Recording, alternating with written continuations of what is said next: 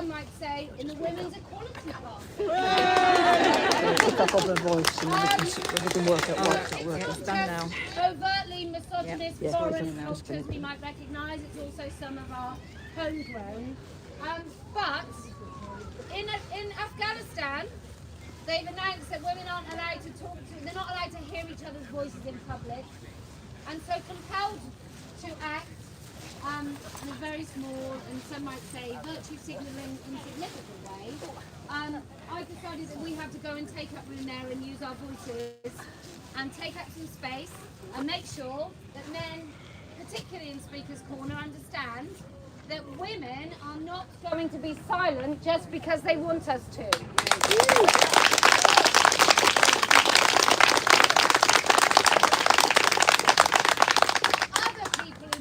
Women to shut up is my good friend, and I know he's tuning in, Dr. Mr. He, Him Collins, Casey. He's a bloody good bloke, and he lives in Australia, and he represented Rebel Wilson recently in a very famous defamation case, and he is most offended that I start the things that I do with a hello boys. Apparently that's very offensive, but also changing the words to brigadoon. So without further ado, what a day this has been, what a land we are in, why it's almost like being a tough.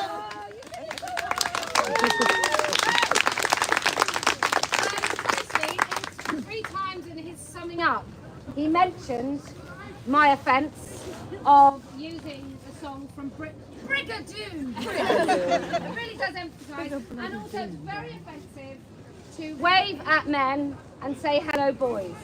I fear he's never heard of Wondergraph, because that was what was in my mind when I was doing it. So if you've been keeping up with the case in Australia, it's kind of an overt symbol of what's happening everywhere, in which women, we can talk about our rights, but can we just have a certain tone?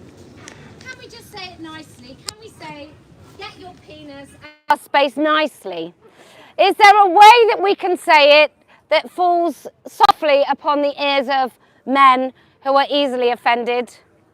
Mary, what's going on? No sound. Are we all right? Hello? So it's like you can speak about it. This is said in a federal court in Australia. You can speak about it, but it's the way you speak about it. And I'm just going to say that I've given up speaking about it in a kind, well, I don't know if I ever did, speaking about it in a kind way that is delicate on the ears of some men.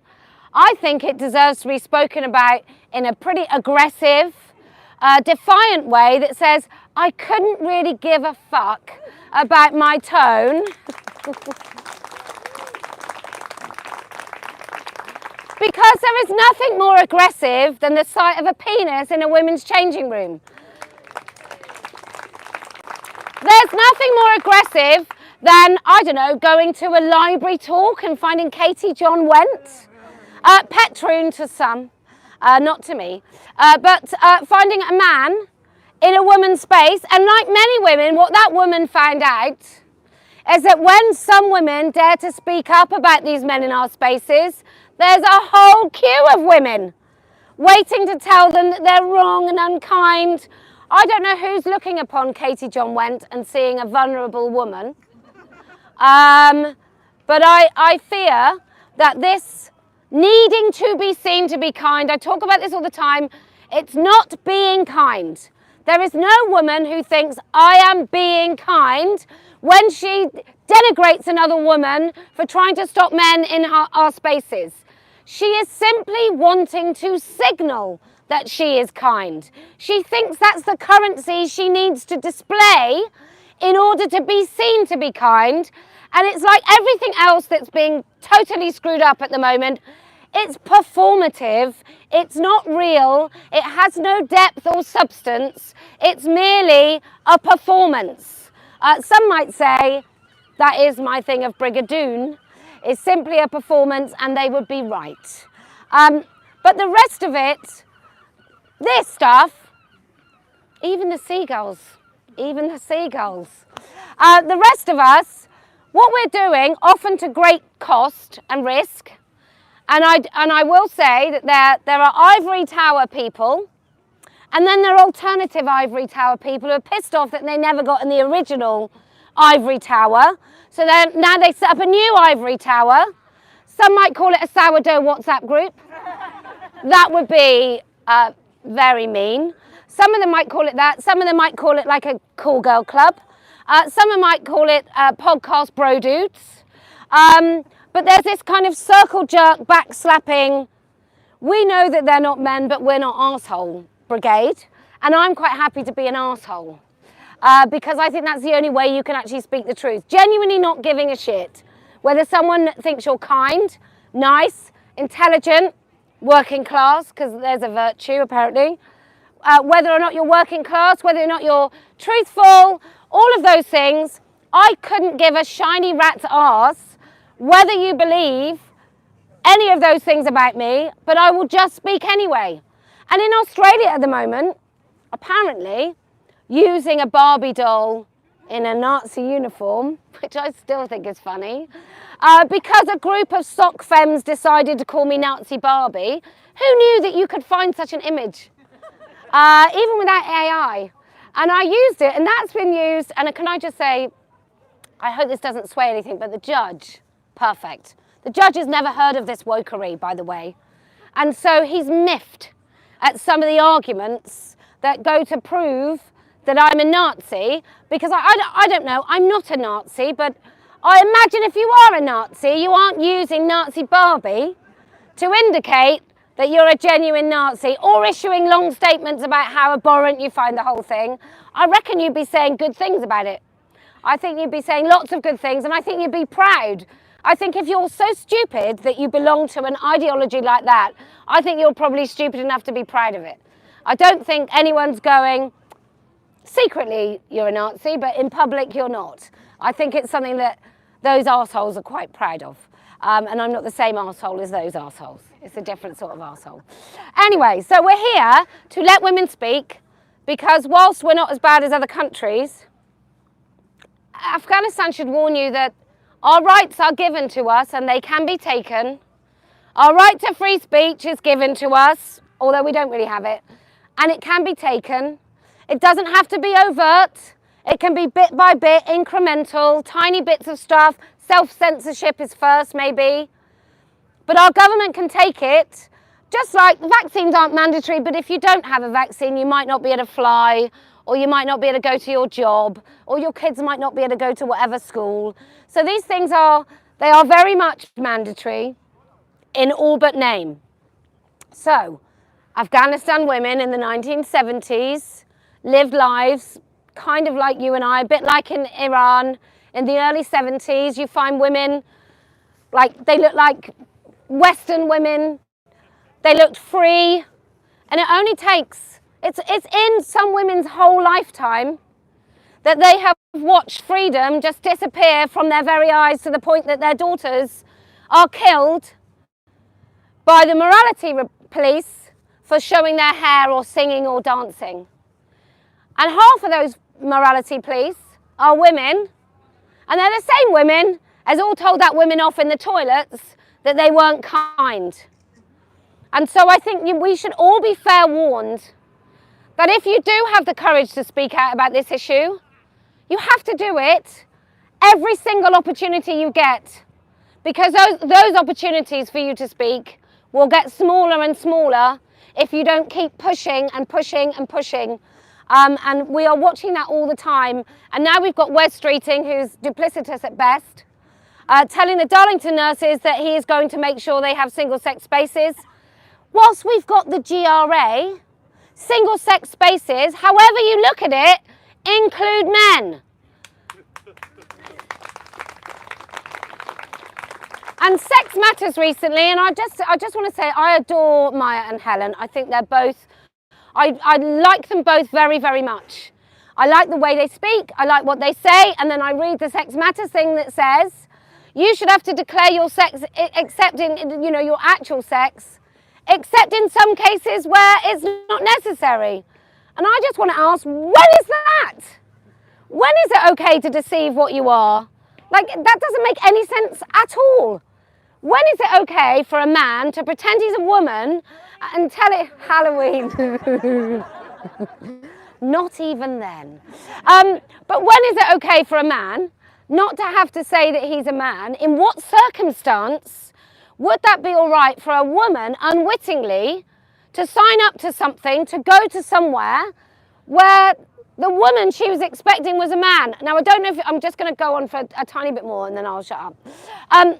I had a caller in to Turf Talk that I did on Friday, I think, and a nice woman called Kay, who I know personally, and her mother is at the end of her life. She's terminally ill.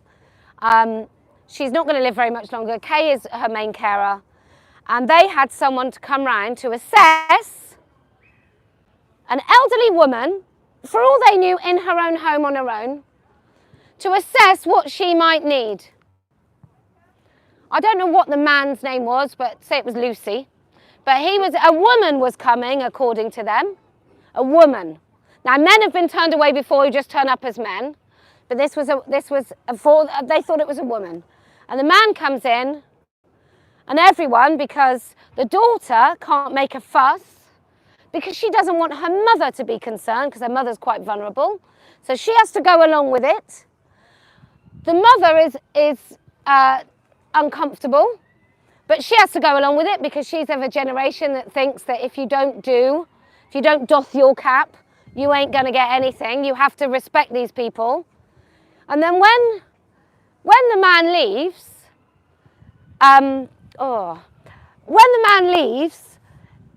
the mother cries and is really upset that what the state, who came to care for her and look after her, sent was a fucking man in a dress, like a fetishist who came to affirm his gender, right? And that's happening everywhere. That happened with a woman who wanted a chaperone who was having an intimate exam, like anal or vaginal exam. And she was asked, do you want a chaperone? And the person sent into her room with the surgeon that she's built a relationship with because she's got a chronic illness for 10 years. And then what happens then? All trust is gone. That's it, doomed. Can you really ever go back to that consultant without a feeling like both of you fucking know that something really terrible happened in that room? And he can't say, because he'll lose his job, for outing someone, because nobody can see these men. So he'd be outing someone, that's in his contract, that's the captured NHS, and she can't say, because she knows he can't confirm, so then she just loses the relationship that she's built up for 10 years. So these are real world harms of something that I think many of us, I've said these things for years, right? This is what's going to happen, that a man will come in as a chaperone, so you'll be in with two men. And I think I knew it could happen logically, but nobody really thinks it's going to happen. Because you all hope in that moment that man steps in the door, someone just goes, no, I'm going to protect you. No, this is worth more than anything. I'm going to stand up for what's right and proper. And so many times people don't. So that's why when it comes to the recognition of legal gender, we have to just that is not a solution to this problem. There is no compromise on language, no matter how many followers you've got on Twitter. There is no, or whatever other achievements you may have, there is no compromise on language where you don't call a man a man. None. No compromise.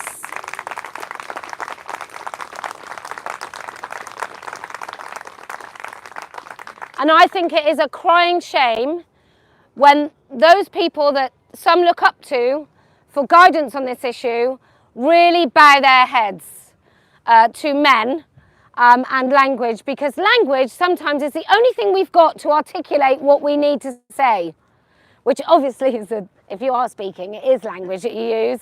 But it's, these direct meanings. He means man. Why does it mean man? Well, a whole plethora of things that are frankly, in our DNA to recognise as risk. Right? Sorry, men, but some of you are dreadful. And we all know this. It's why little children, right? Little children, not because they're socialised into thinking women's voices are better. Little children are far more worried about men's voices than women's, about men caring for them as women, and so are dogs.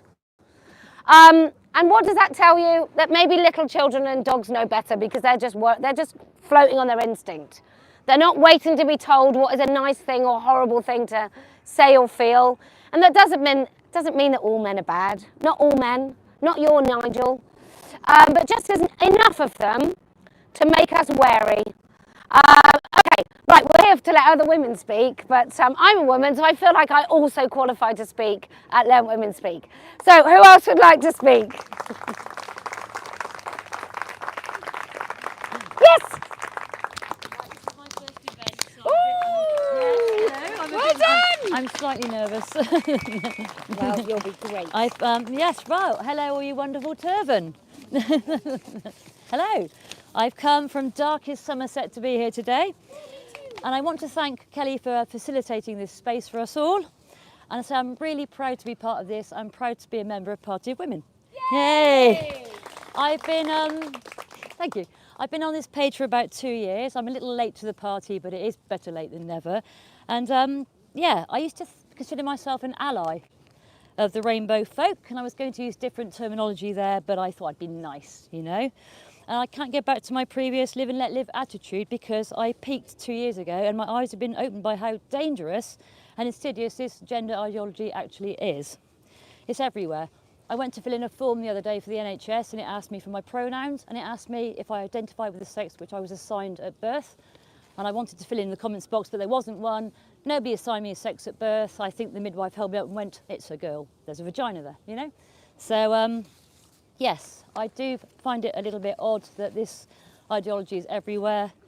Every shop in the town I live in flies the progress flag, or regress flag as I like to call it, because there's nothing progressive about mutilating people.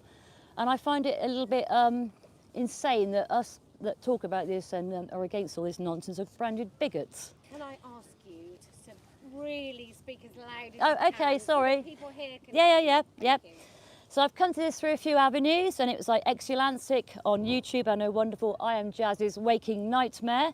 I don't know if you've seen it. She's absolutely wonderful. She's been booted off YouTube now, but she's very compassionate and she's very, very intelligent. And you can pay a small sub and watch her on Substack. Can you all hear me? Yep. If not, look Exulancic up because she's absolutely wonderful.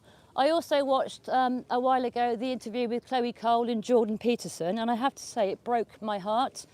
Because when she said she won't be able to breastfeed any children she chooses to have, it was just horrendous. Obviously, Chloe Cole had a double mastectomy and now she regrets it. And the poor woman, yeah, it did make me well up watching her, to be honest. So I peaked, as I say, and I've been watching as much content as possible. Transitioners, detransitioners, biologists, psychologists, feminists. That's a lot of ists there. Can you still hear me? And I tried to educate myself so I don't come across as completely biased or like just my own narrative. And I have to say, I was very naive to start with. I assumed that every woman would be on this page with us. And I assumed every woman would be, I'm just shocked actually at the way most of my opponents have actually been women. And it's unbelievable to me. A friend of mine whom I met 42 years ago, she's a member of the WI, and she said, when I expressed my disgust that men are allowed in, she said, oh, we had one a few years ago, a trans woman, I really wouldn't worry about it. No one noticed, you should get over it. And so not being one to let things lie, I said to her, there's no such thing as a trans child. And she said, well, have you actually met any? And I've since had exchanges with this woman where she says to me that she doesn't want to hate me for all this. And that's really extreme. And do you know what I think? If that's the way it has to go, then that's the way it has to be. You know, and I've known her forever, really. So it's insane. Another young friend was referring to my hoodie the other day, and she said, I hate the way that famous author hates trans people. And I said, she doesn't. Have you actually read her tweets? She's very compassionate, actually, and she's very kind. And my friend was like, oh, someone told me she hates the trans people. And I said, you need to educate yourself. Can you still hear me? Yep, good. And many more women I know, some in the town I live in, are saying that whole rights are not pie thing. And I said, you tell that, and my stock answer is, you tell that to Sal Grover and Riley Gaines. You tell rights are not pie to the Darlington nurses, because I think you'll find rights are very much pie when ours are being taken away by entitled people. That brings me to my next point. When people say, why are you so bothered about the bathroom issue or the lavatories, whatever you call it, I know lots of women that say, I don't mind a man coming into my space or a trans woman. And I said, but many women don't like this. I met a woman at college years ago and she'd been sexually abused as a child.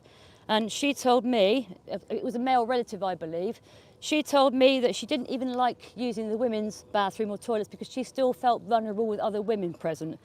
And I can't imagine how she's expected to feel if she goes into a ladies' safe space and there's a man in there, or she hears a male voice yelling into his mobile phone. So I don't think it's acceptable for other women to hand our rights away when there are vulnerable women out there. And it's the vulnerable women I want to talk about today. I think it's very selfish, and as Kelly's just pointed out, it's virtue signalling crap, and the males perpetrating this violation are very entitled. Now, this is quite heavy on a beautiful Sunday afternoon. I'm sorry, it's a lovely day, but another friend of mine was raped 8 years ago, and the man who raped her and her friend was never brought to justice due to lack of evidence. Now, the friend's friend committed suicide, but whenever I see the friend that survived all this nonsense, horrendous, she says to me, I got raped, don't you? And I watched her go from being a fun, vibrant, confident woman, owning and running her own business, to a timorous woman on benefits, and she's under the care of the mental health system. I don't see why she should have to go into a women's space and see a 6'4" man with a 5 o'clock shadow, sticking his lipstick on by the wash basin. She shouldn't have to go under that, and neither should any of us. Neither should any of us, regardless whether we've been sexually abused or not. And women are merrily handing our safe spaces to men and celebrating the total social contagion, which is my other point today. It's the so-called trans man. I've seen some truly disturbing imagery over the last few years, including this woman who had been raped by her father, and her aunt was a schizophrenic, and as she struggled with her mental health, she liked violent sex, choking, beating, and she finally decided she was a man, and she got affirmed by the butchers, who prescribed her testosterone, removed her breasts and gave her a phalloplasty. Now, I saw this woman, she was on the front cover of a magazine, staring defiantly, and she had like a little bum-fluff beard. She had the scars where her breasts used to be, and she had this horrible tight pair of men's underpants on and a scar on her thigh where she'd had this non-working necrosis, possible sepsis penis attached to her. And you know what? I felt a whole mixture of emotions upon seeing this, like revulsion, horror, compassion and anger. In what universe is it acceptable to do this to people? I think these women need help. They don't need mutilation, and it's grim. Now, there is a young woman within my family sphere who's decided she's a man, and this woman has had a consultation, if not the actual operation to have her breasts removed. She's been taking testosterone for a number of years, and my sister informed me 2 days ago that she was raped at 14, and it's just, again, these women need help. They don't need to be sold this lie that, as Kelly points out, there's a working penis at the end of the rainbow, because there certainly isn't. Well, it's true, isn't it? My sister's best friend in Iceland, her daughter's just had a double mastectomy too, and she's taking testosterone. And I just find it completely insane because, when I was growing up, we were exploring fashion, music, going to parties. Those of us that had learned to drive, or whatever, had cars and we went out. We were not, because the internet didn't exist back then, we weren't there Googling how to have our breasts removed and turn ourselves into something we're not. I'm deeply concerned that if the government bans their version of conversion therapy, which is in respect of like gender ideology, then every psychotherapist, therapist, psychologist, child psychologist is going to just affirm every person who thinks they're the opposite sex.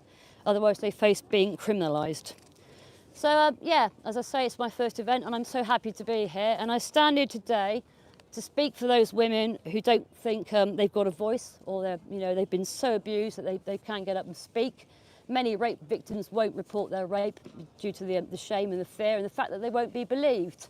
And the fact that that woman in France is actually standing in front of those vile men, facing them down in a court of law after what's happened to her. She has nothing but my admiration. She's an incredible woman. So, yes, today I stand here for the women that believe this ideology will make them happy when it won't, and for the women that haven't got a voice, because no woman has a penis. No man has a vagina.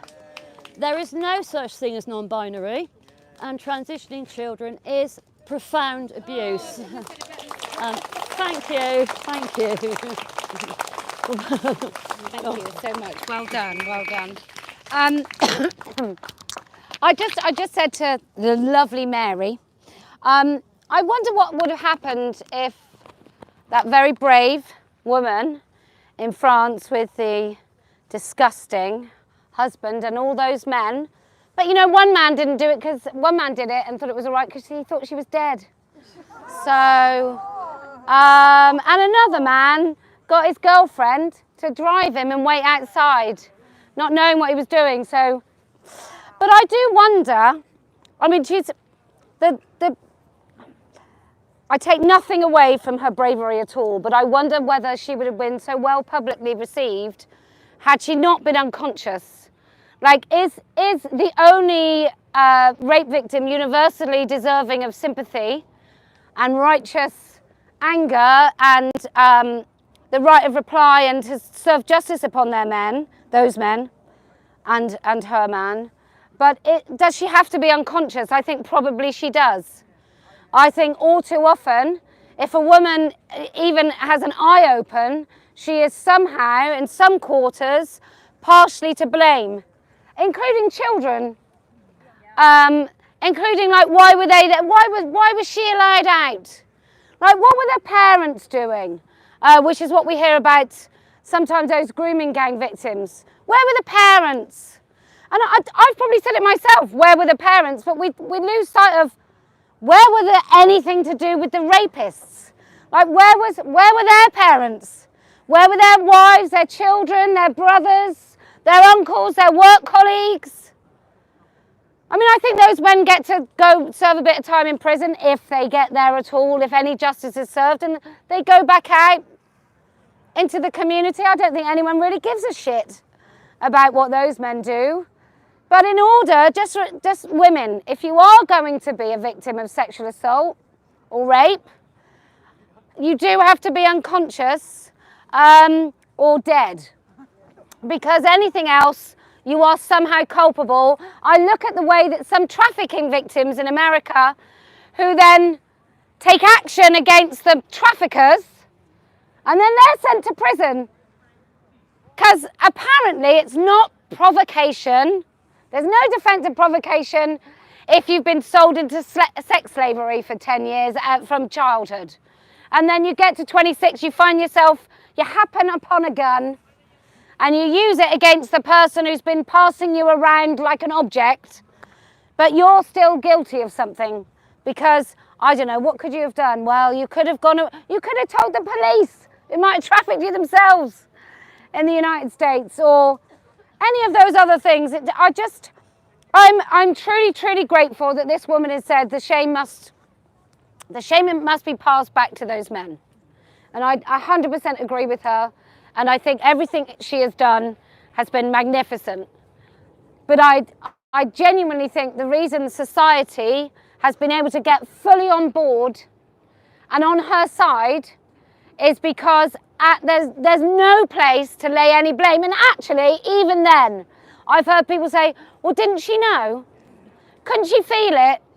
Didn't she worry? But didn't she get any sexually transmitted diseases? Did she genuinely not know? No, she genuinely didn't know when she was unconscious that her husband of all those years and the father of her children would get random men to come and rape his wife while he drugged her for a decade. No, she didn't fucking know. Oh, right. Yes, would you like to come and speak? Let me pin these on you. I don't know which is which now.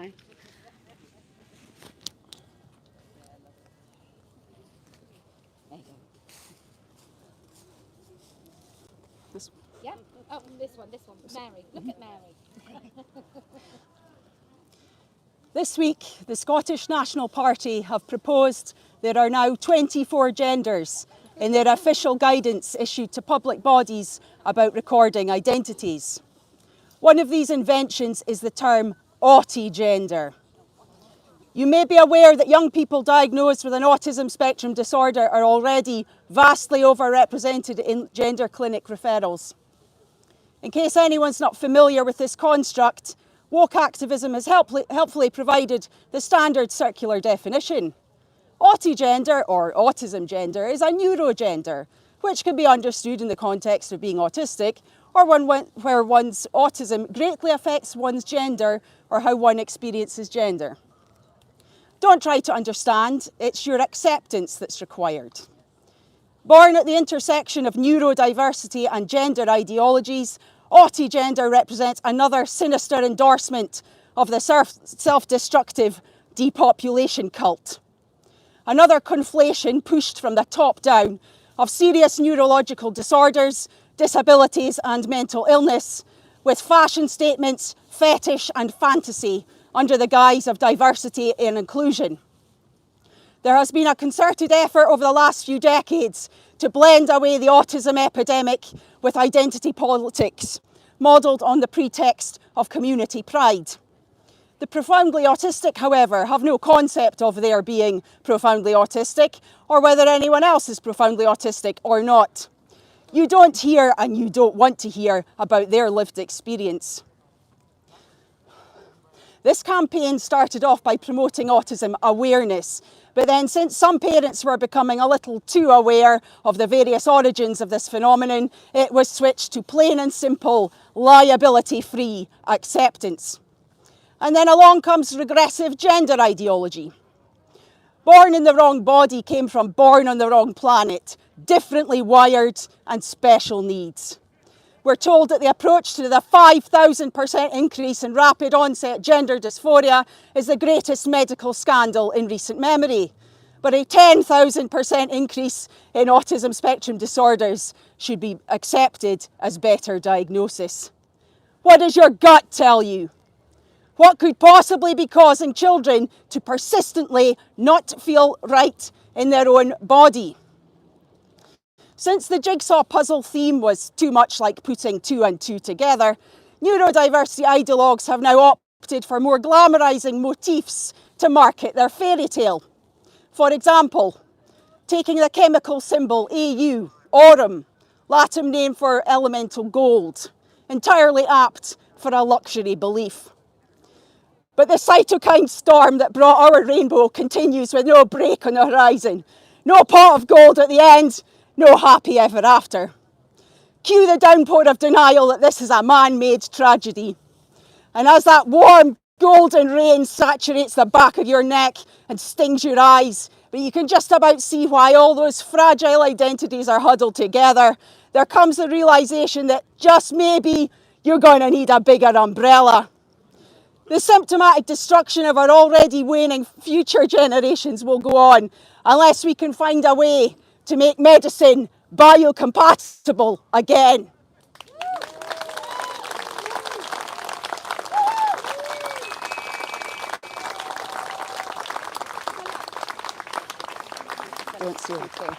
Thank you so much.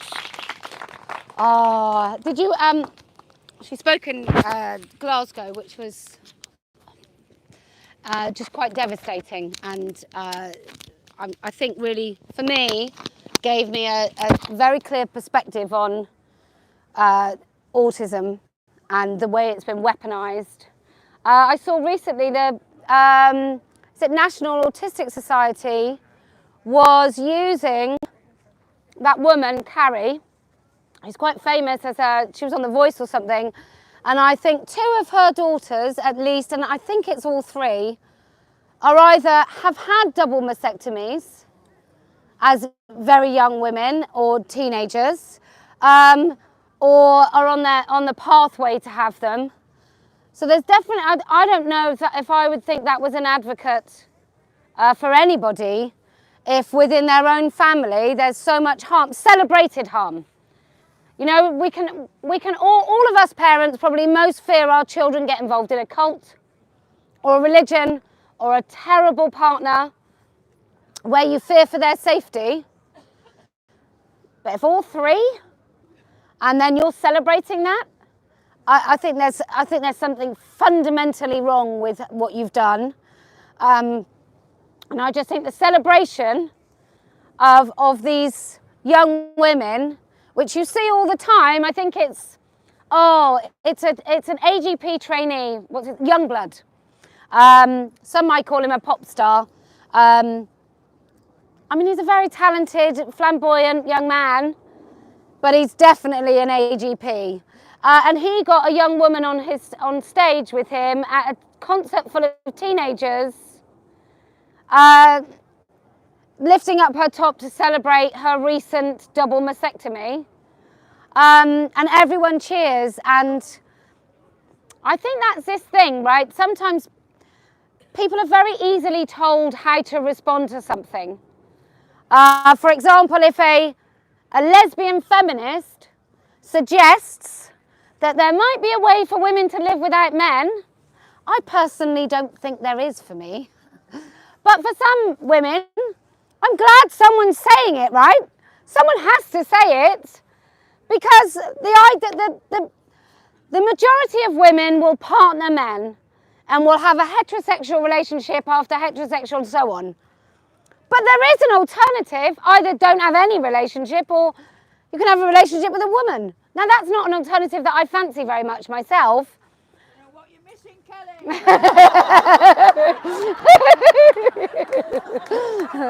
I don't know what I'm missing.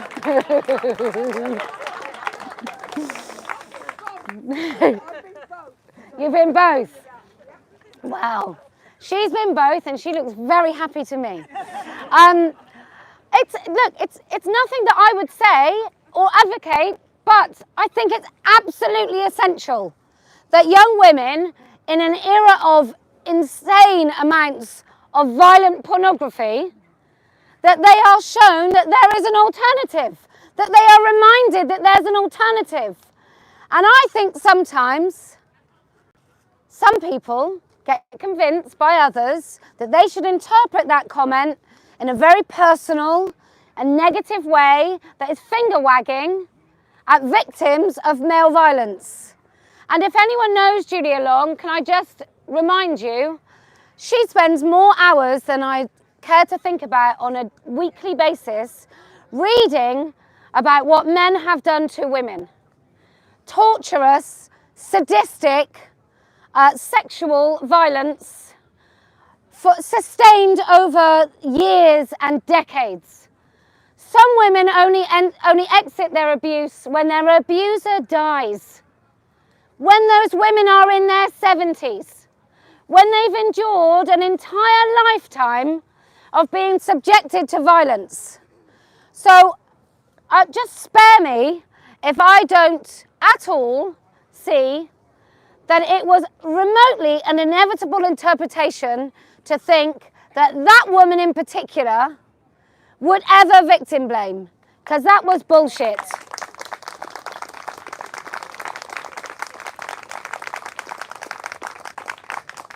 But like I said, lesbian feminism, separatism is not for me, not right now. Can't see it changing. Okay, who else would like to speak? Yes.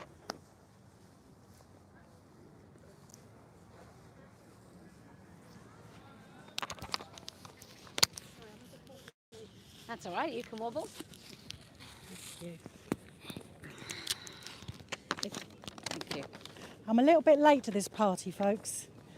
If people here need to hear you, Yeah. you need to speak up. But otherwise, everyone else will hear you at home. Okay. Over the last few years, I've been reading the newspapers and often coming across articles and cutting them out that have described how some women have lost their jobs, been sacked or dismissed because they believe that men cannot be women. This has completely shocked me, as how can this happen? I have an O-level in human biology and I've trained as a nurse and I have some idea of anatomy and physiology. I kept saying to myself, this must be wrong. My tutors must have got it wrong, but I know they hadn't. I know that there are only two sexes and you cannot change. I've kept quiet for a long time and I didn't really discuss these issues with anybody at work, just in case I was wrong. Earlier this year I became unwell and had plenty of time to look at social media to pass the time. Across my Instagram feed came this blonde firecracker who was screaming from the rooftops that women are adult human females and men cannot be women. This is what I'd been waiting for. I knew I was right. Oh yes, it's called gaslighting. I have spent a long time researching this and I'm shocked at how our rights as women are being eroded. I also found incredulous that a man could be running a rape crisis centre. Not anymore, I don't think. How had we got there? And more importantly, why are people okay with this? Stop being kind. It's not kind. Clearly, things must and have to change. I don't understand half the terminology that we use. Thanks to Kellie-Jay, I had to Google felching and have yet to see anyone actually describe what a woman is. So I'm quoting many others when I can proudly say that I believe that a woman is an adult human female and that there are two sexes, no genders, but multiple personalities. I've now retired from the NHS because I've been unwell, where I treated everyone with respect and dignity. But when are the medical profession going to stand up and say that men cannot be women and put a stop to this nonsense? I feel brave enough to speak out today. But if still in the NHS, would not be able to do so. It's not just about toilets, but it's about the protection of children who are vulnerable and need proper support for their mental health, not body modification as their only option. It's also about not colluding to affirm others' beliefs which are so far from your own. I want to live my life grounded in reality and truth, not as an accomplice to your fetish.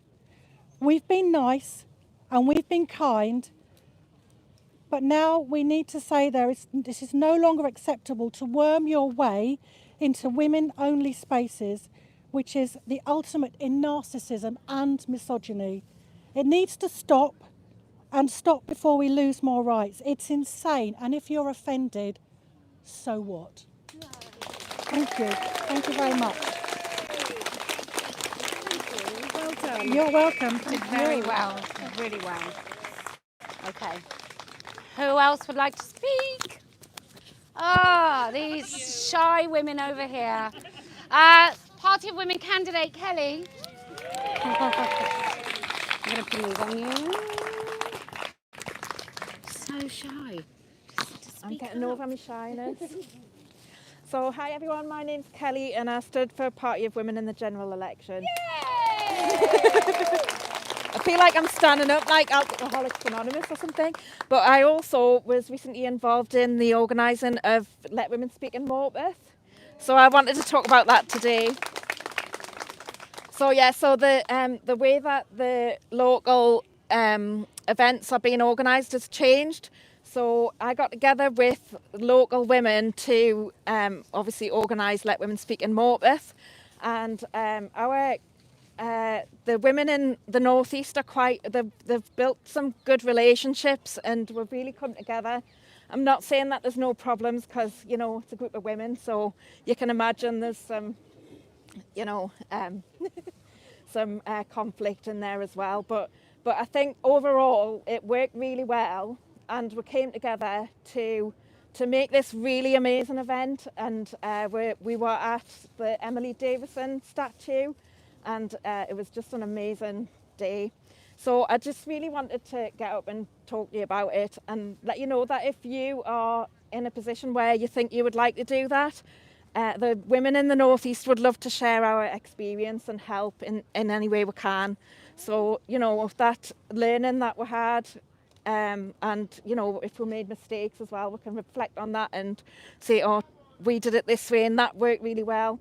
One of the things that worked really well was that one of the women was also a candidate for the Party of Women.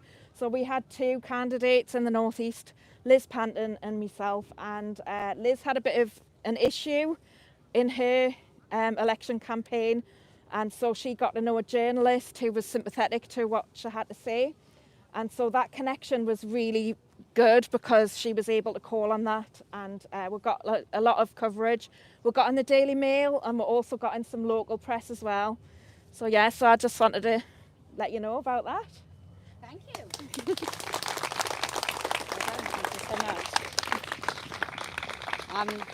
One sec. Can I just say about Morpeth, right? Because it was completely magnificent. And I don't know about you, but I often find myself, in order to really get to know someone, it's always a little bit of an argy-bargy kind of, I think women do this, you find the boundaries with people, right? And there was a little bit of that in this group, which then made it just this incredible force to be reckoned with. And it wasn't an unnecessary, it was tiny.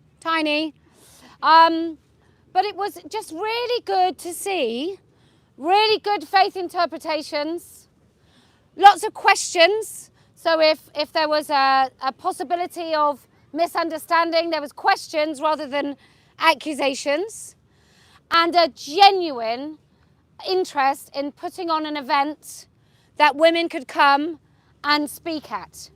And so what they did was so fantastic. And because they worked together on this thing, it's not plain sailing trying to organise something with so many easy to overcome, but lots of moving parts. And so what they've now got is a very strong core group of women who have an experience of organising something together, which then means the next thing that happens, they kind of know how they operate, but they've got a team ready to go. And all right, Peter. So they've got a team ready to go. And so the other things that Let Women Speak wants to achieve, because there's 2 arms to the things that I do, right? There's 2 prongs, not hairy prongs. Anybody that gets that reference, if you've been here a long time. But there are 2 prongs to what I do. The first thing Let Women Speak does is it says, do you know what's happening? Hello? Hello? Don't be isolated, come in, do you know? So it's like sounding the alarm. And then what Party of Women does is it says, right, this is the place to take this right into the centre of the places it needs to be talked about. Right, so councils. I can't stress this enough.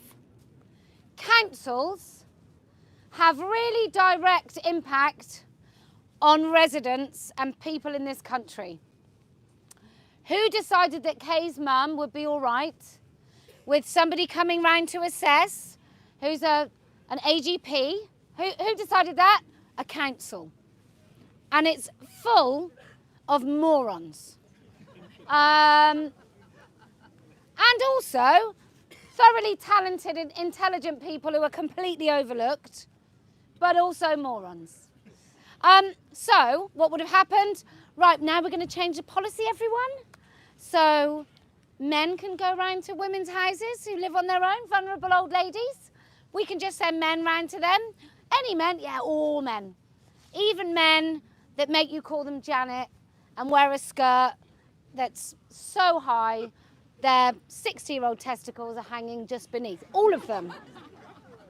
I mean, I create a picture. I don't know that that's true. It's what I feel to be true. It's, I think, what I would see anyway. But no, these men, what, the men that don't respect women's boundaries, those men, yeah, all the men, just send them in. At some point, right, there would have been a conversation in which somebody could have said, what? Are you on crack? This goes against the interests of women. In the Equality Act, this would be seen as sex discrimination. This is totally outrageous. What about safeguarding? What about how these women feel? But there was nobody. So we need to be those somebodies in those conversations, and I mean every time. I mean every time. You don't have to be quite so forthright as me. When I was in New Zealand, when I was in armed protection in New Zealand, the policewoman who was in that little unit said to me, when the two men were out of earshot, they've just changed the whole changing areas and everything of where we change as police officers. And she said, it's just so frightening because they were just going to make it completely unisex or gender neutral, as they call it, or men's, as you might call it. They were going to call it, they were just going to make it complete. And then I sort of, a few of the women spoke up and said, can we have an area? So it's a curtained off area. Now, all of the men, because it's so funny, I don't know if you caught a clip of, is it Saoirse, can't remember her name, Ronan, saying to those men, when those men were taking the mickey out of like, oh, you've got your phone when you're being attacked. And she said, this is what all women and girls think about all the time. Have we got our phones? Do we have our keys in our hand? We've all done it. We've all walked home and thought, oh, what's the way you're supposed to carry your keys? Like through the finger? We've all done it. We've all made sure we know where our keys are so we can get in our house as quickly as possible. We've all had that moment where we know that men shouldn't be anywhere near us and then we can feel one. We can feel their presence. We can hear their footsteps. We hear a voice or a cough. And we all like consider our safety. Where are we? How many people are around us? We've all gone a bit slowly past a shop with a light window so that we make sure that the person who we think is a threat to us is that we are visible, that if they do something, someone can see. We've all done it. So anyway, so that's just what I just want us, and I'm going to say this, if not you, then who? Who is going to be that woman who says, or on the foster panel, the fostering panel, or the adoption panels, or the care home panels for vulnerable children or people with learning disabilities? Who's going to say, I don't think we should employ that man. I don't think Derek should be allowed to wear a dress to work, to school. Have you seen that school in Devon? Is that where he's from? With the guy with the beard, with the black big flowery dress and heels. I'm telling you, if I took my child to school, if I took my infant child to school, and I don't believe dress how you please, it's a nice concept, it's bullshit. Because it's not dress how you please, because we all have standards about how people dress. You wouldn't turn up here today in a fucking bikini, because that would just be completely inappropriate. And if I did, that would be brave, I'm telling you. That would be it. People who say I'm brave all the time, no, that would be brave.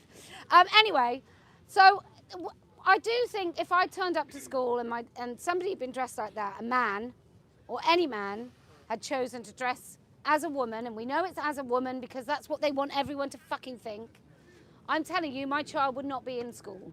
I would have just turned away, walked away, and I would probably have said something because it's in my nature. Anyway, Catherine, another candidate, everyone.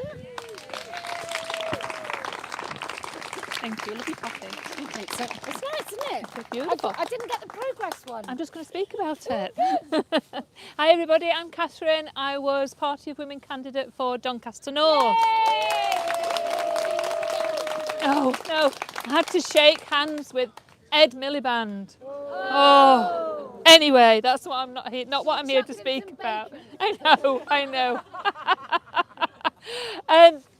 So I come from a family of serving people and veterans.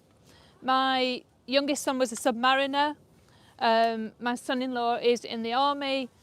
My husband was in the Falklands, and his granddad was at the D-Day landings. I don't think there was one man in a dress and heels at the D-Day landing. So I have a message today for the Royal British Legion. You sucked back pretty quickly when you found out how strongly people felt about Stonewall. Now, But you do still have a diversity, equity and inclusion officer, and you are still selling your disgusting poppy. So what I'd like to say to you is our veterans need help to prevent them from becoming homeless. Our veterans need mental health support when they develop PTSD as a result of serving their countries. Our veterans don't need diversity, equity, inclusion, and they absolutely don't need your fucking phallic poppy. Thank you very much. Thank you, Millie. Thank you so much for talking about that. Can I just say, I thought the poppy was without. I thought, you know, if anything could be a symbol of equality and everybody being the same, it's a poppy, right? Because bombs and war doesn't discriminate. And I hate talking in these terms now, and I hate the fact that I'm talking in these terms. Because it used to mean, discrimination used to really mean something. It used to mean like a barrier to people with disabilities going into work. That's what it meant. And now it has to, all people that were genuinely racially, I can't think of the word, picked on, discriminated against, thanks so much. So it genuinely used to mean something, and now it doesn't really mean anything. But my son was asked recently, and I think this comes to the nub of everything. He's 15. He was on his school thing in order to go on this, I don't know, civic duty thing that they have to do at school now. He was asked what his sexuality was at 15, and what his gender identity was. And another of my sons is looking at one of the big consultancy firms to go and work at, and he's also asked the same. And it just really infuriates me. Asking a 15-year-old boy what his sexuality is really fucking creepy. And it just makes me think it's an invasion of his privacy completely. Not that he has anything to hide, but why are adults wondering what his sexuality is? So obviously I rang the school.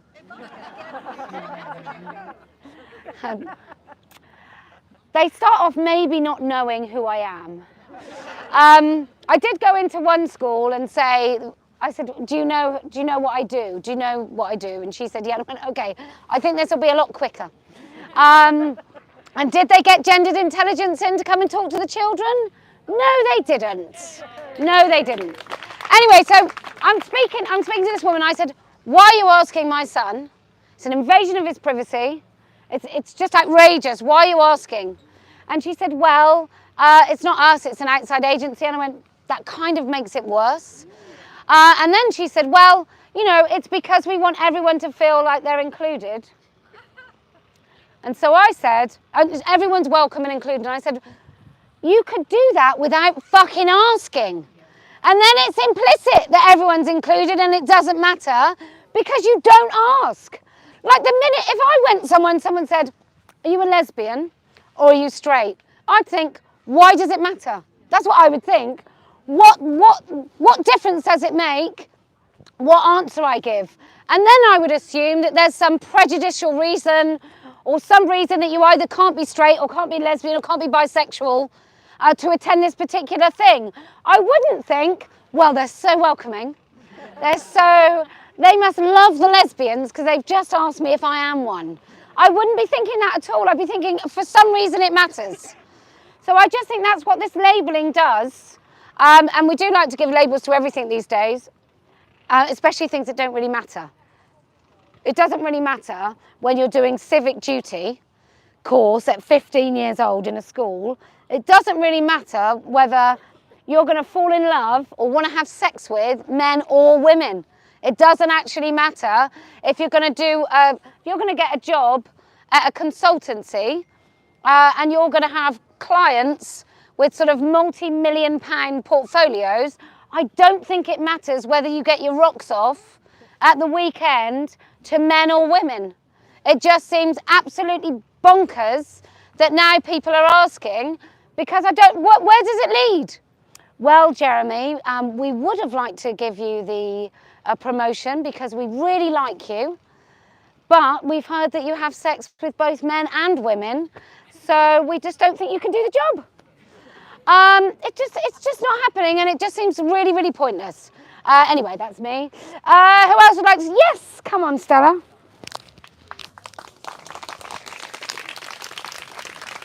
What a lovely top, Stella. What a lovely top. Where can I have got that from? Oh, okay. Well, hello everybody. Nice to be here again. I'm Radical Cartoons from Bristol. I was at the hustings with Kelly when she was where they tried to shut us out. All great fun, and so it's lovely to be back here. What a nice peaceful day it is today. We've hardly seen any police. We've got no opposition. Let's hope this is what Let Women Speak is like going forward. Just a quick one on the poppies. On my hat, as well as Kellie-Jay's badges, I'm wearing a purple poppy. I don't know if anybody, you know what the purple poppy is for. It's for animals that were killed in war. And 100 yards across the road in Park Lane here, you can go and see the Animals in War Memorial, best memorial in London. Do go and have a look at it while you're here. Yeah. And I'm also here because we're trying to get off the ground in Bristol a Let Women Speak / Party Women local group. We did try 2 years ago. It all fell a bit flat, so we've revamped it, we've renewed it, we've relaunched it. And if there's anybody here in what we call the triangle, Bristol, Bath, West and Supermare, so North Somerset, that whole general area, or if you can travel from South Gloss or North Wilts to Bristol conveniently, give me a shout, come up and see me. We don't need your name, we don't need your address, we just want an email contact so that you get our identity? No? We're quite happy to use whatever avatar name you use online or anything like that, but just email address so you can go on our mailing list. We're next weekend, Suffragette Graves Walk in Bristol for Samain, so I hope to see you there. Oh, nice. Thank you. Yeah. Stella was privy to, wasn't it a shame about Thangham losing her seat? She was so gracious to me. She said, Thangham Debonair was in the back of the hustings and she said, oh, welcome to Bristol. I was like, my 4 children were born here, actually. Anyway, she lost her seat. I must say, I wept tears of joy. So yeah, am I ruining your microphone? No, sorry. Okay. Who else would like to speak before I clip these on? Yes. What's your name? Where'd you come from? Hey, that's an old one. Yes. Wow. Is it going to be all right? I'm going to shout because I want everyone to hear. Yes. But will that mess with your doodads? No. Okay. You got it. You got that covered. Good. I am really nervous. I shout when I'm nervous. Okay. Oh, hello. Okay. So I'm going to start with this quote from a book called Authoritarianism and Post-Truth Politics. Being made to repeat an obvious lie makes it clear that you're powerless. It also makes you complicit. You're morally compromised. Your ability to stand on your own moral 2 feet and resist or denounce is lost. Okay, let's go back. Sorry, this is all a bit off the cuff. I wasn't expecting to come here, but I'm going to do it anyway. Okay. Okay, so I'm going to read you a news report. Apologies, it's not very nice. And afterwards, I want you to guess which forum, which outlet this was from. Predatory woman who incited man to abuse child, age 4, jailed. A predatory, in inverted commas, woman who incited a man to sexually abuse a vulnerable and innocent young child has been jailed. An investigation found Naomi O'Brien of Tameside had directed a man from Wales to abuse the 4-year-old in March 2023. The 31-year-old was convicted of 5 offences and jailed for 4 years and 3 months at Manchester's Minshall Street, Crown Court. Greater Manchester Police said the child had suffered a terrible ordeal. O'Brien's crimes were uncovered through what the force described as a tenacious and lengthy investigation, which proved her conversations with the man were not simply a case of role play or fantasy.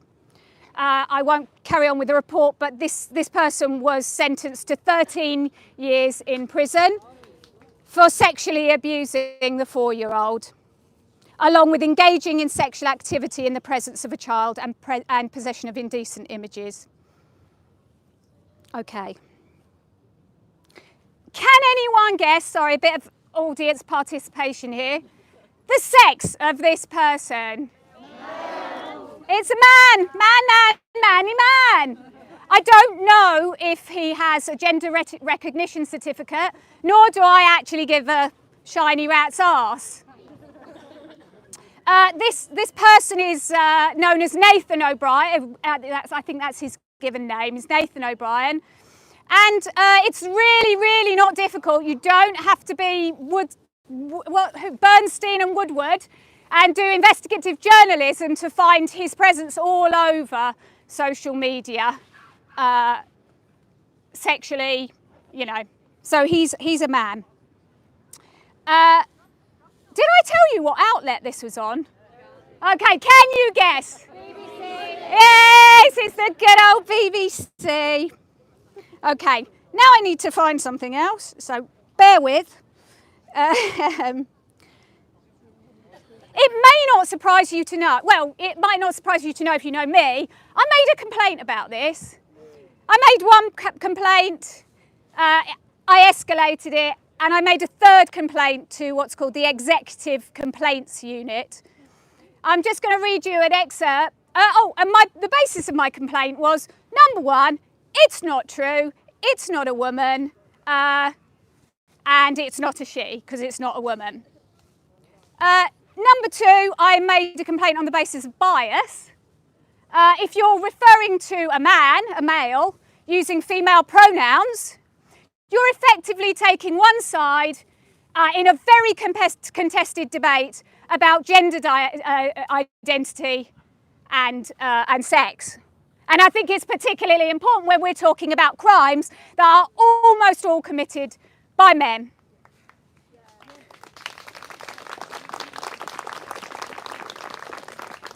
Here's what they said. I deal with editorial complaints made to the BBC News website, and your comments have been passed to me, la la la. Thank you for getting in touch about our coverage of the sentencing of Naomi O'Brien, blah, blah, blah.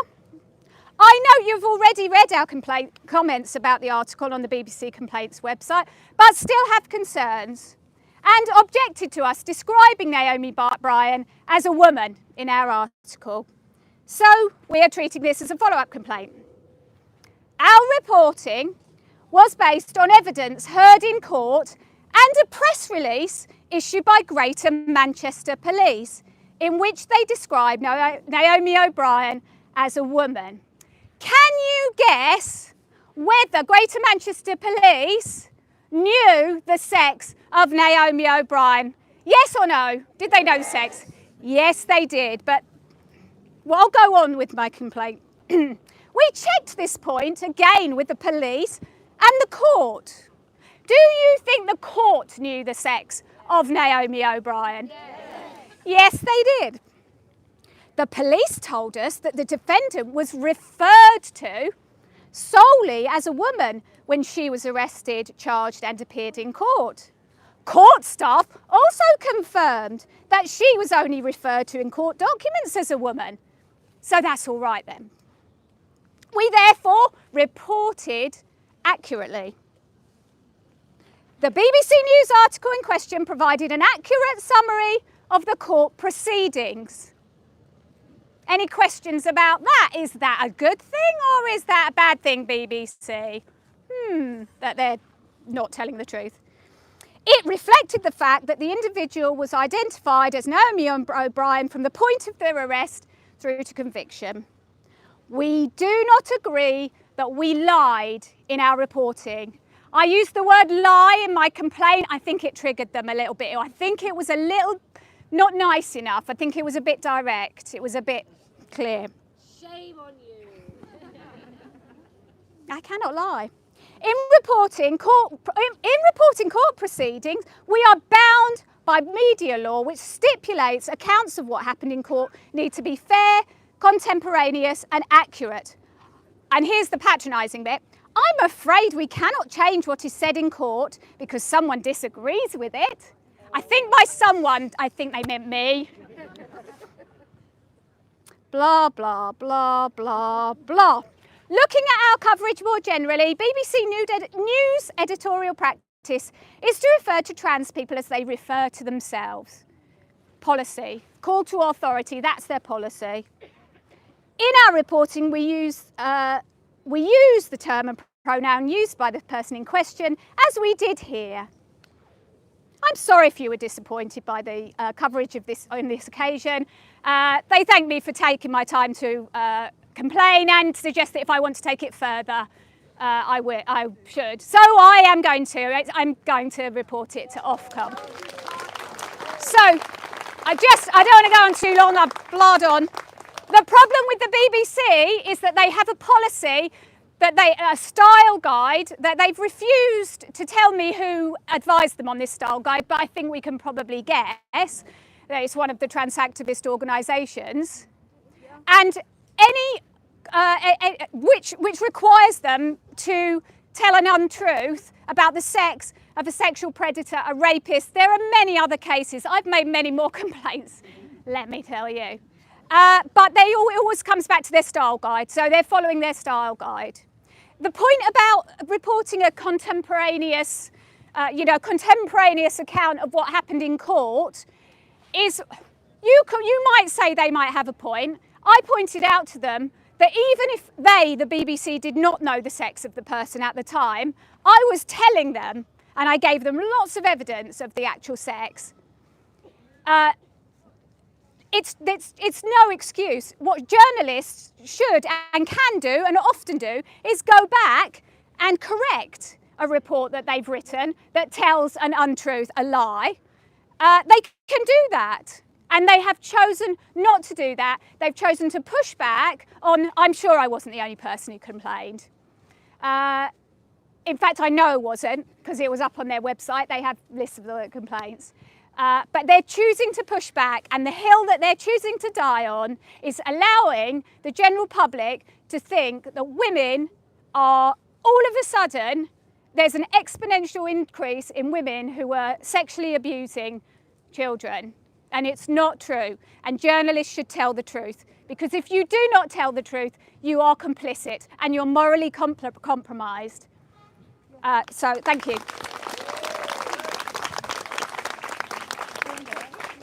Oh God. I happen to know that Ofcom, very high up in their complaints, and they're the people that inform the BBC, had never considered, so there's a BBC bias thing, right? The state broadcaster is supposed to do two sides of any debate. It never occurred to my friend, who's very high up in Ofcom, that by them not turning up to a debate means the debate cannot be heard. Because you can't have a one-sided debate. And so trans activists not turning up means that people don't get to talk about this at all. And she didn't have any idea about this. But I think the BBC, ITV, BBC doctors, oh my God, I think it's coming to its end, which is a good thing, because there's a man who apparently, because he knows what sex is a doctor, so, you know, weird. But because he knows what biological sex is, he also really hates people with dwarfism, apparently. He's just generally a really terrible person. Couldn't remotely be a man that knows what biological sex is, who's a doctor, which I think we're all grateful when a doctor knows what biological sex is.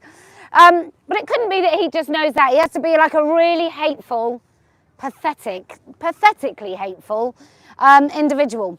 But the BBC, ITV, Channel 4, anyone with state funding, And any journalists these days, aside from the chosen few, they are no longer questioning people in positions of power. They are the propaganda arm of those people in power. And whatever the narrative of the day is, which at the moment seems to be, we found a brand new way to hate women. It's really good. This way, you can even deny that it's hateful. I mean, in the old days, when we used to slap her about a bit and tell her she couldn't fix a car engine, everyone knew that was patronising and hateful. But this way, we go, you don't really know. You don't actually know what a woman is, do you? No, with your vagina. So all I hear is vagina. You talk through your vaginas and somehow the meaning just gets lost. And it's brand new, and it's the ultimate in gaslighting. There's a quote from, I think it's from The Usual Suspects. The greatest trick the devil ever played was to convince everyone it didn't exist. I'm telling you, I'm finding that more truthful as the time goes on. But in this case, it's like the greatest trick, the patriarchy, which I hate the term, I don't believe it. But the greatest trick the patriarchy ever played was, oh, go fuck yourself. Come and take the microphone, defend your position. Oh, Gamps are us. Anyway, but the greatest trick the patriarchy ever played was to convince women that we don't exist, that men can be women. It's so clever. It's so brilliant to kind of frame you recognising your own boundaries and trying to protect yourself is actually hateful. I mean, it would be hilarious if, I don't know, someone like the Paedophile Information Exchange hadn't used almost the same tactics to convince you if you want to protect children from being raped, you're shaming those children. If you want to recognise that children need to be away from adults in a sexual relationship, then in many ways what you're doing is you're telling those children that they should live with shame forever and that they're wrong and that they didn't choose it. Yeah, we're fucking saying they didn't choose it. But this is what's happening. In Moira Deeman's case in Australia, she said someone was a paedophile apologist. I think that was kind. I think they're just a raging child rapist, to be honest, to have these sort of views. But if you say that, I think what he'd said was that children and relationships with children and their parents is very similar to the relationships children and their paedophile rapist abusers have with them, right?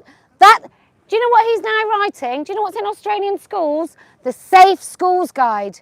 He is the same fucking person. And when this was questioned by a judge, who I like very much, I really hope I'm right, the KC said, but he wrote it in 1983. Because what we know about paedophiles is they do change their minds. They don't spend their entire lives creating places and spaces and routes to actually raping children. Like nobody joined the priesthood to do it. Nobody did any of those. Nobody went to Outer Mongolia as a missionary to rape children somewhere else. Nobody had a pop career so they could access kids or daytime TV magazine show. Nobody did that. Nobody ran marathons in gold lame tracksuits so they could get access to children. We've never heard of that. Don't know why anyone would think that someone who advocated for raping kids in 1983 in 2024 wouldn't have some ulterior motive promoting the safeguarding erosion of children in schools. Who would think? Unkind people would think that. Bigots would think that. Anyway, talking of bigots, would you like to speak? Thank you. You're very welcome. I'm just putting these. Oh, lovely t-shirt. Oh, it's good, isn't it? Yeah.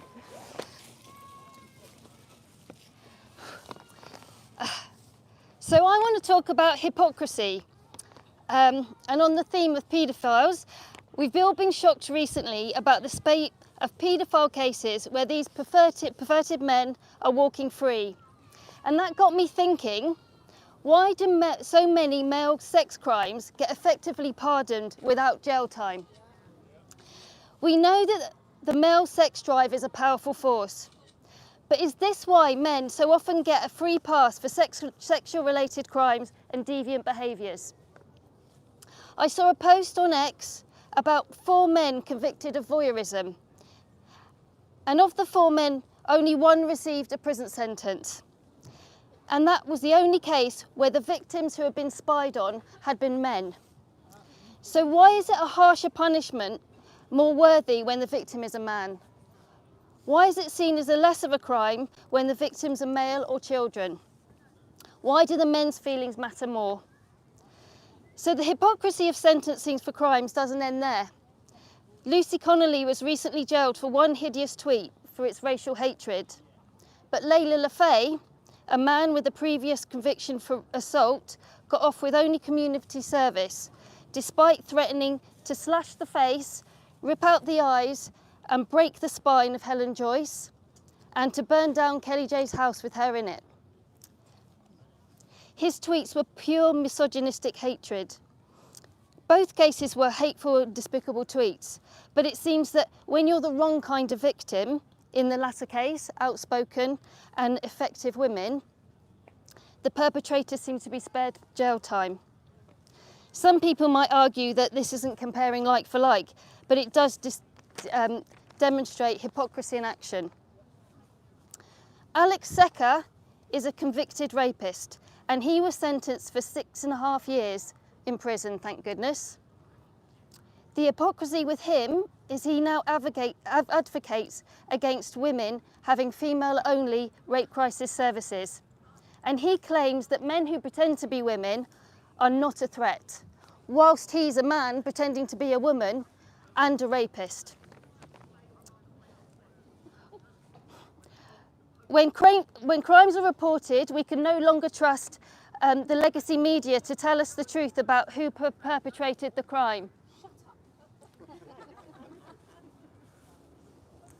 Sorry, it's men, that's why we come here as opposed to going out. So if the headlines are to be believed, one may think that all of us women are getting very rapey and uncharacteristically violent, until you scroll through the story for the telltale signs where it says she inserted her penis into the victim, or the dog, or the letterbox, or whatever the crime might have been.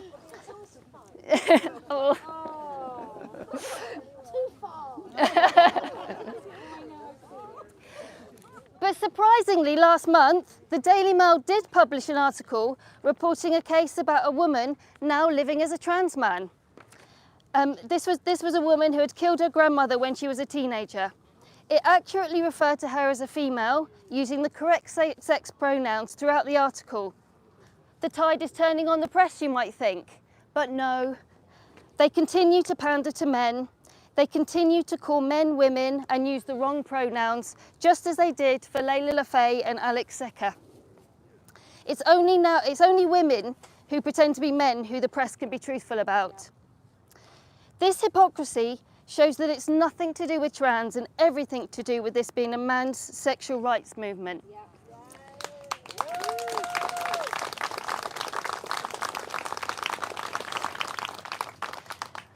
And this hypocrisy is everywhere. Just recently we heard about the 17-year-old female football player who's facing a 12-match ban for asking if a man is a man. This was seen as improper conduct aggravated by gender reassignment. So we're living in a time where a man can mimic the female sex, creating unfair play, raising the risk for more serious injury, and taking the place of a girl when it's known that there's a problem of girls dropping out of sports. And he's allowed to do all of this without any repercussions. Whereas the girl who says what she sees and quite rightly raises a legitimate concern, having already suffered from some of his overly physical challenges on the pitch, is threatened with punishment. Why do his feelings matter more than her safety? Why do his feelings matter more than the fairness of the sport, or more than reality? And there's endless examples of hypocrisies in sport, where the male competitor, who's already perpetrating an offence of violating women's boundaries, is afforded privileges above women. Will Thomas was given the trophy that he shared with Riley Gain. Blair Fleming, the male football player, was asked which girls on his team he'd like to share a room with on their away game trips, whilst the women's weren't even asked for their consent. And multiple accounts of where men get to perform indecent exposure and voyeurism.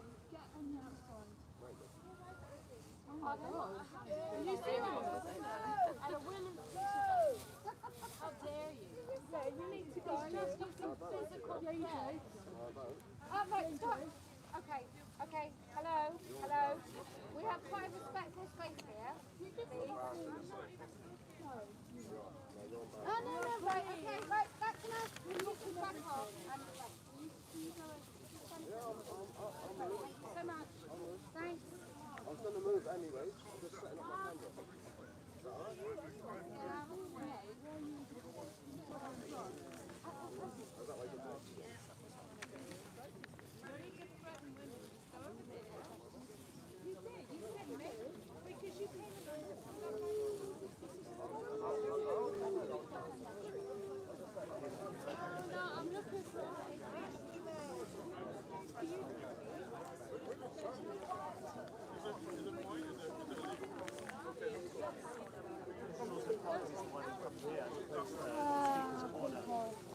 Right, where's my, you're still talking. Yeah, do you want to carry on? Yeah, you carry on. Right, hello. Women have come to speak. Whatever creation is there, if we can just, can we, don't even know why, how that's just happened. That was totally unnecessary. Nobody should do, like, make me is not something you say to someone when they go, can you hurry up and move? Make me. So he went to just set up his thing. No, you're not. You are not. I'm going to just set up one on the right. And then somebody else gets very far. I'll tell you straight, there is a lady called Sammy Woodhouse who's working over here. And I was waiting for her to tell about Tommy Robinson. She said, move, and then she said, move. Which instead should be, I'll just be a minute now. Let women speak! Let women speak! Let women speak! Let women speak! Let me speak! Let this woman speak!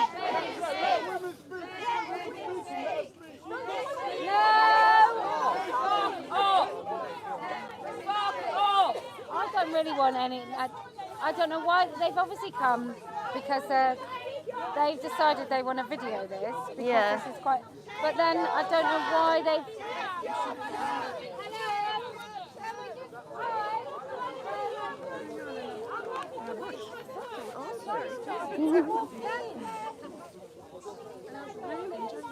Oh, thank you.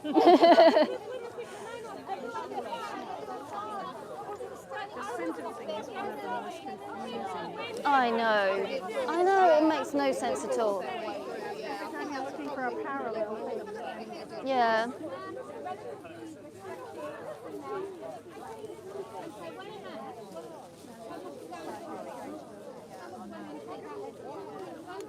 Yeah, you've got to carry on, yeah? Just waiting for the nonsense. Yeah, That was very good. Thank I you. was really listening.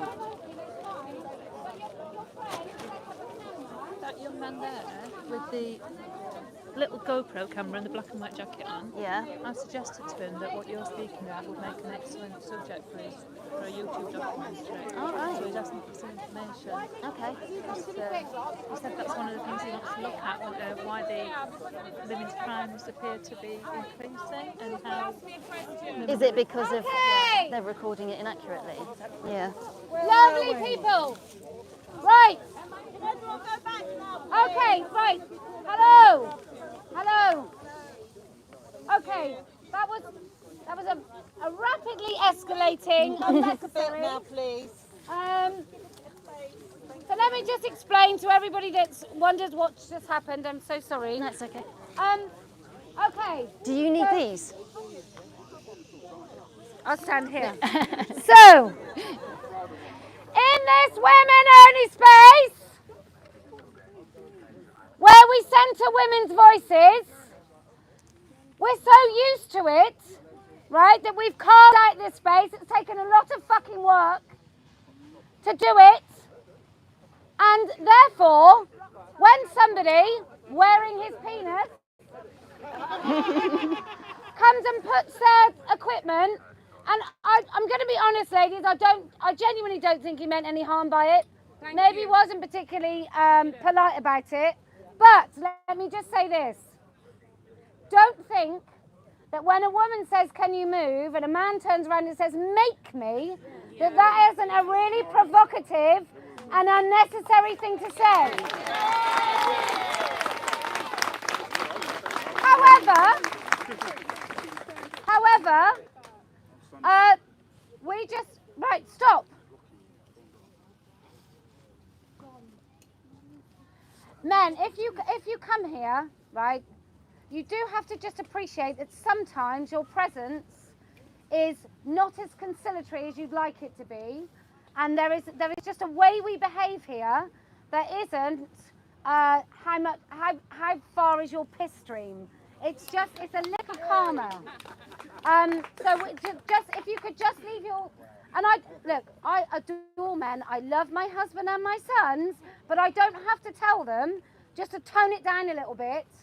Tone down some of the ego a little bit when you're around women, because it is seen as an act of provocation. And like I said, we've worked very fucking hard to try and create this environment where we don't have to deal with these egos. And so I just appreciate it if you could just be respectful of what we've created, which often means, because there's so many that we can't speak down there because your voices are too loud. So we come here. So then what we don't expect is we have to ask you, when you're like 6'5", to stand at the back and not block a 5-foot woman from view.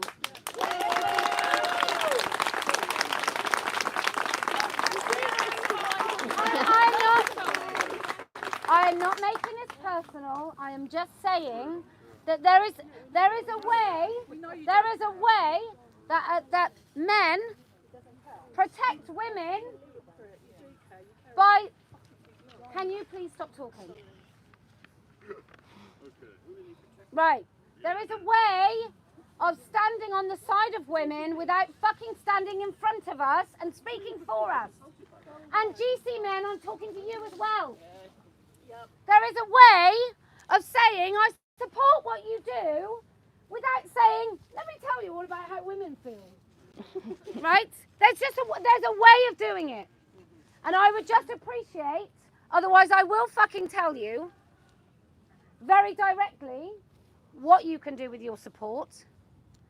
But it's just, look, we are speaking for ourselves because it's our fucking language that's being eroded. It's our spaces that are being eroded. It's our crime statistics that are being bent. We agree with you. And I agree with So listen. Right. Okay. Be quiet, you might learn something. Hey girls, you're all pretty. So it was my daughter says that. It's much funnier when she says it. So I'm just saying that sometimes the support you offer is shut the fuck up support. And speak for yourself, not in place of us, and your bodies can protect us, but not in front of us at all. Like, an ally doesn't mean that you get to speak for us, or over us, or in spite of us. It means that you just appreciate that we've created this fucking space so we can speak for ourselves. Thank you. Okie doke.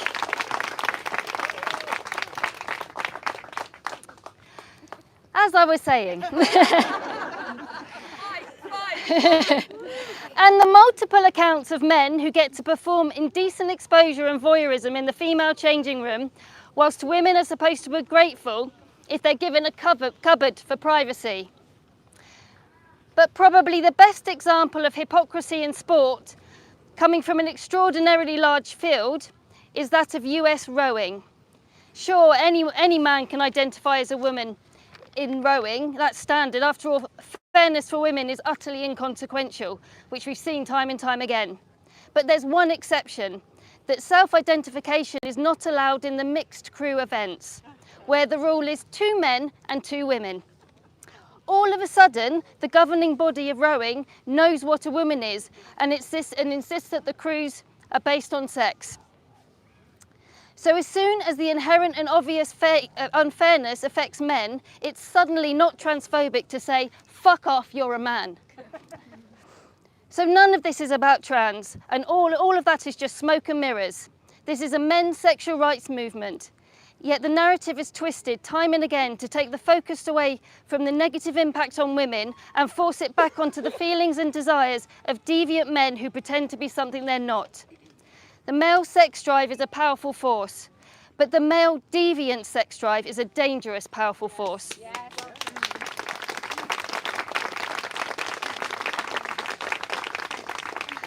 So we're standing up for women's rights against a men's sexual rights movement. We have to dare to be honest. We have to take the narrative back. Don't use their language. Don't be afraid to say no to this shit and to say no for participating in these men's fantasies.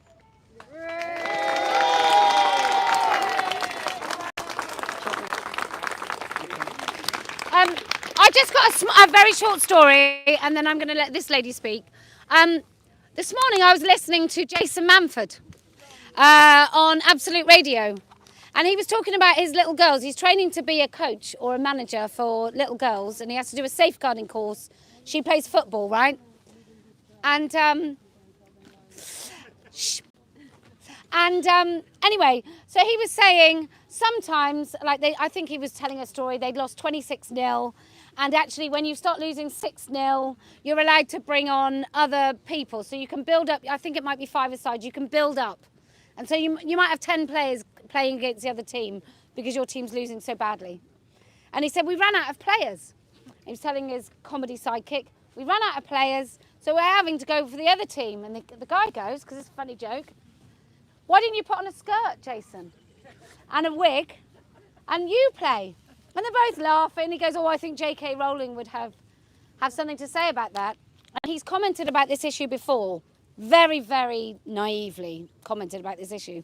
But I just want to say, Jason, might be a whole team of boys your daughter has to play against. And they'll all call themselves girls. And I'm not sure if it would be that funny anymore, because that's exactly what's happening all over the country.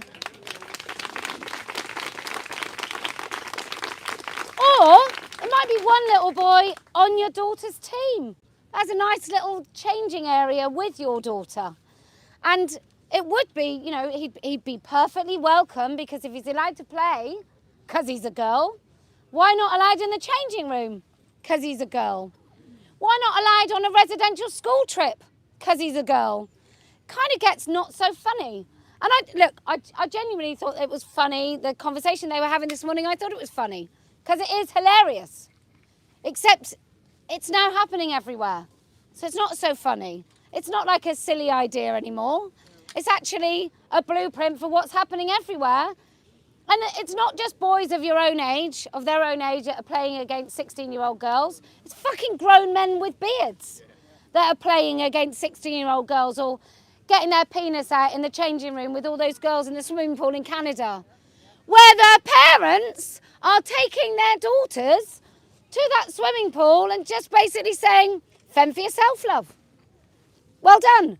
Which is another theme on the programme Doctors, where a girl says that her friend is non-binary or whatever. It's a boy. And then the dad assumes he's gay. And then her dad's an idiot, and she says, I can fend for myself. And the dad goes, oh, I'm an idiot. Yeah, fend for yourself. Teenage girl. Fend for yourself against men and boys. Brilliant. Because that's every dad would do that, right? In fact, I did talk to a dad recently who said, my daughters can look after themselves. I just thought, well, you've abdicated your responsibility then, haven't you? Because there you go. Anyway, would you like to speak? Yeah. So first of all, I want to say... Can I pin these on you, my love? I'm sorry, I think it was a misunderstanding, because I came here at the end because I was looking for somebody called Sammy Woodhouse, who works for Tommy Robbins. So she said she would be here, and I wanted to challenge her, but I just want to say I'm sorry. It really is a misunderstanding. My boyfriends and my husband, you know, boys as friends and husband, they know the rules. I told them. But anyway, now that we've gone over it, I agree with you with the LGBT. I'm a Christian. I think it's actually demonic and wicked what they're doing to children and to women. So I totally agree. But very briefly, I'll just finish off by saying, maybe you know Tommy Robinson, maybe you don't, you probably do. But I've discovered that actually I'm really concerned about the fact that many people follow him. And actually he's working with money launderers. Money launderers were on the stage yesterday proclaiming to be Christians. People look, it may be funny to you, but for me it's very concerning. Well, I'm here to explain. Why can't I speak it? I'm sorry, I'm allowed to say it's very concerning. If you follow Tommy and the movement, you should find out for yourself why is this person allowing money launderers, God smugglers on stage. Well, I'm here to tell you why I was here. If you follow him, you should find out.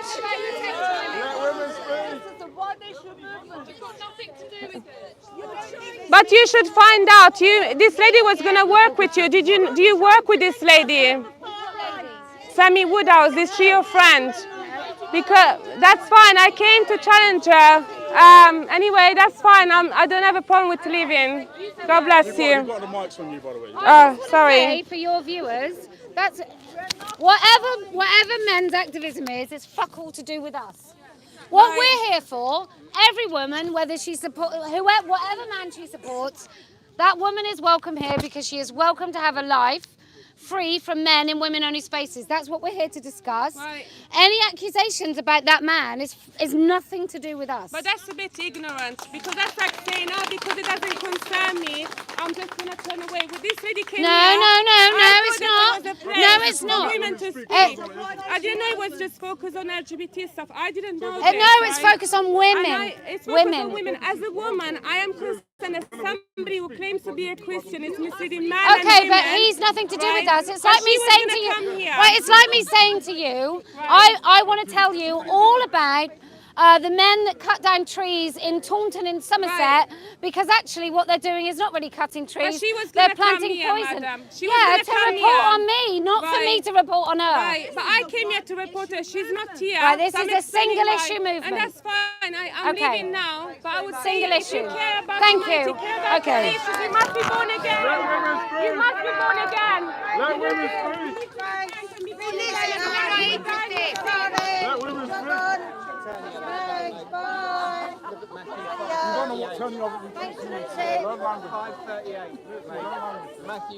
I just want to tell you, if you are buying vegan sausage rolls from Greg's, they don't have meat in. I don't know if that's relevant to you and why you're meeting here today. I don't know if it's relevant. I don't know why it would be relevant. What people are saying at a different rally about a different issue. I just want to say to women who either agree with the rally, hate the rally, somewhere in between about the rally, you are welcome here to come and speak about your rights as women on this fair planet and this beautiful country in which we live. The rest of it, I couldn't care less. I don't care what associations anybody that's got no association with me, association, big word these days, can get you into a lot of trouble being associated. So if any of you have ever sat on a bus near a person who might have gone to the toilet, who maybe had a sandwich with someone, can you just tell me about it before we have a photo? Anyway, if you can stick to the fucking topic, even when... it's too late. Even when those around you might be a little bit batshit crazy, then I promise we will win. If you can come with me to the place where men go, not toilets, down at Speaker's Corner, so we can let women speak in a world where so many women can't speak, and Speaker's Corner would be part of that world if the men had their own way. then I promise we will win. And do you know why else we're going to win?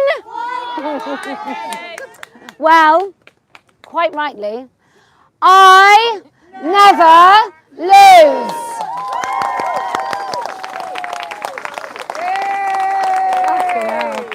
What a day!